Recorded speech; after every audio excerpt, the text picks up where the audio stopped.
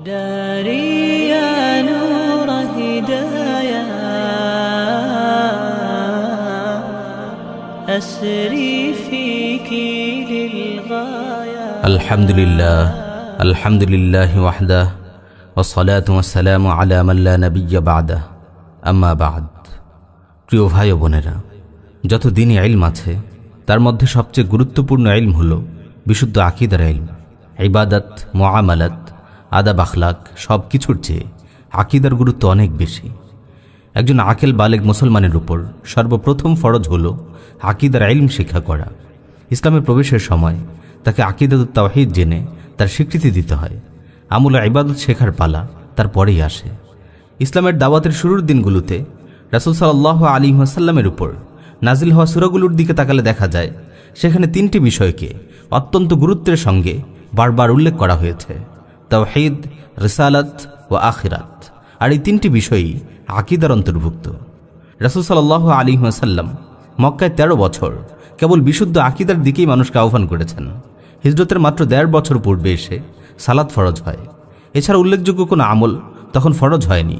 এখান থেকে বোঝা যায় দাওয়াতের সর্বপ্রথম বিষয়বস্তু হলো বিশুদ্ধ আকীদা শিক্ষা দেয়া। বিশুদ্ধ আকীদার পূর্বে মানুষের কাছ থেকে আমল চাওয়া হয় না, কেননা সকল ইবাদত ও মুআমালাতের ভিত্তি হলো আকীদা। বিশুদ্ধ আকীদা ছাড়া আমলের কোনো মূল্যই নেই।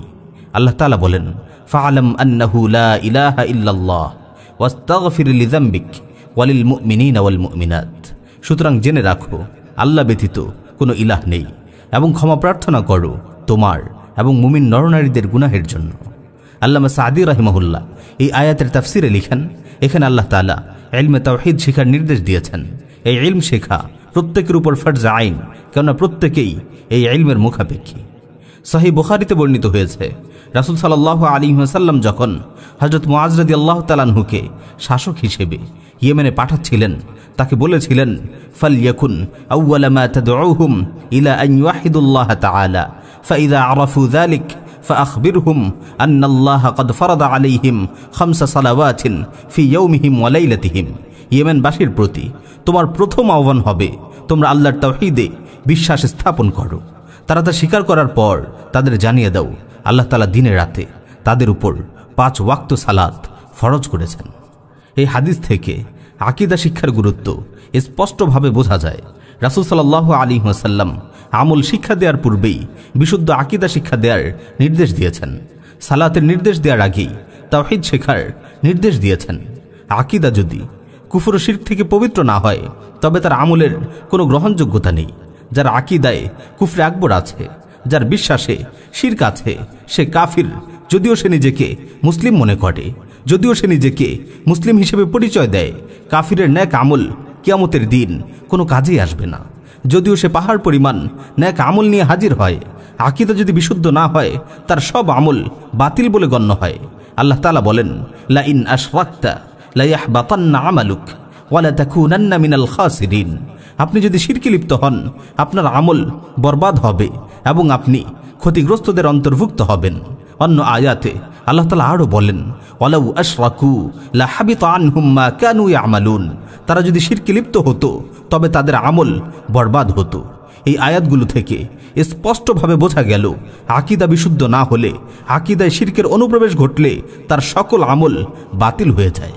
প্রিয় ভাই, বিশুদ্ধ আকীদার ইলম না থাকলে আপনি কুফর ও শিরকের পরিচয় কিভাবে লাভ করবেন? কুফর ও শিরক থেকে কিভাবে আত্মরক্ষা করবেন? আপনি কিভাবে জানবেন আপনার আকীদায় কুফরের সংমিশ্রণ নেই? আর কুফর থেকে বাঁচতে না পারলে আপনি জাহান্নাম থেকে কিভাবে নাজাত পাবেন? ভাই, একটু ভাবুন, আপনার কি ফরজ আইন পরিমাণ আকীদার ইলম অর্জিত হয়েছে? আপনি কি জানেন তাওহীদ কি? তাওহীদের প্রকারগুলো কি? তাওহীদুল উলুহিয়া, তাওহীদুল হাকিমিয়া সম্পর্কে কি আপনার কোনো ধারণা আছে? শৈশবে মক্তবে আপনি নাওয়াকিদুল ওযু, নাওয়াকিদুস সালাহ শিখেছেন। আপনি ওযু ভঙ্গের কারণ ও নামাজ ভঙ্গের কারণ শিখেছেন, কিন্তু নাওয়াকিদুল ঈমান কি আপনি শিখেছেন? আপনি কি ঈমান ভঙ্গের কারণগুলো জানেন? আপনি কি জানেন শিরক কি? শিরক ফিল উলুহিয়া কি? শিরক ফিল হাকিমিয়া কি? তাওহীদের রুকন ও শর্তগুলো কি কি তা কি আপনি জানেন? আল্লাহ তাআলা কুরআনে মাজিদে বলেন, ফামান ইয়াকফুর বিত-তাগুত ওয়া ইউমিন বিল্লাহ ফাকাদ ইসতামসাকা বিল উরওয়াতিল উসকা লা ইনফিসামা লাহা।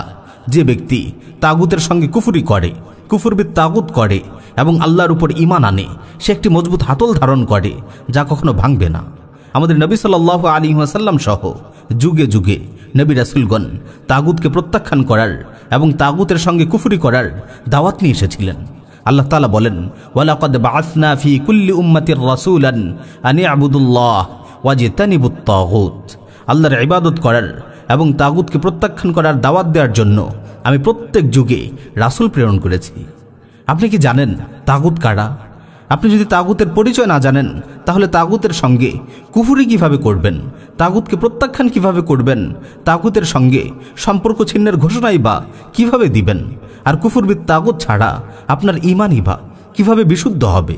প্রিয় ভাই, বিশুদ্ধ আকীদার ইলম না থাকায় হয়তো নিজের অজান্তেই আপনি নানান দিন বিধ্বংসী কাজ করে যাচ্ছেন। বিভিন্ন রকম ঈমান বিনষ্টকারী বিশ্বাস আপনি লালন করছেন।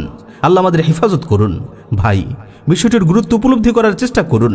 আজই বিশুদ্ধ আকীদা শিক্ষার দিকে মনোযোগী হন।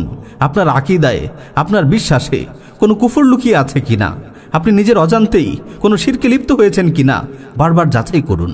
আফসোস, শত আফসোস, আজকাল আমাদের মাদ্রাসাগুলোতে আকীদার শিক্ষা বড়ই অবহেলিত। আকীদা শিক্ষাকে কেমন যেন মোস্তাহাব পর্যায়ে ফেলে রাখা হয়েছে। ফুরুয়ে ইখতিলাফ চর্চাই হয়ে দাঁড়িয়েছে মূল মাকসাদ। অল্প যে দু একটা আকীদার কিতাব পড়ানো হয় তার মধ্যেও আছে মান্তিক ও যুক্তিবিদ্যার সংমিশ্রণ, যা আকীদার মতো স্বচ্ছ বিষয়গুলোকে যুক্তির মার পেঁচে জটিল করে তুলেছে। কোরআন ও সুন্নাহ থেকে সরাসরি সংকলিত আকীদার কিতাবগুলো পড়ানোর প্রতি কেমন যেন গুরুত্বই দেওয়া হয় না। ফলে দীর্ঘ সময় ধরে পড়াশোনার পরও তালিবুল ইলমরা তাওহীদ, শিরক, ওয়ালা বারা, মিল্লাত ইব্রাহিম ইত্যাদির মতো মৌলিক আকীদাগুলো সম্পর্কে সঠিকভাবে প্রাথমিক জ্ঞান লাভ করতে পারে না।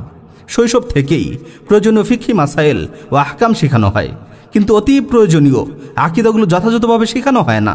পড়াশোনা শেষ করার পরও তালিবুল ইলমদের ফরজ আইন পরিমাণ আকীদার ইলম শেখা হয় না। পরিশেষে আল্লাহর কাছে দোয়া করি, হে আল্লাহ, আপনি আমাদের বিশুদ্ধ আকীদা শিক্ষা করার এবং অন্তরে বিশুদ্ধ আকীদা লালন করার তৌফিক দিন। আমাদের ঈমানকে কুফর ও শিরকের নাপাকি থেকে হেফাজত করুন।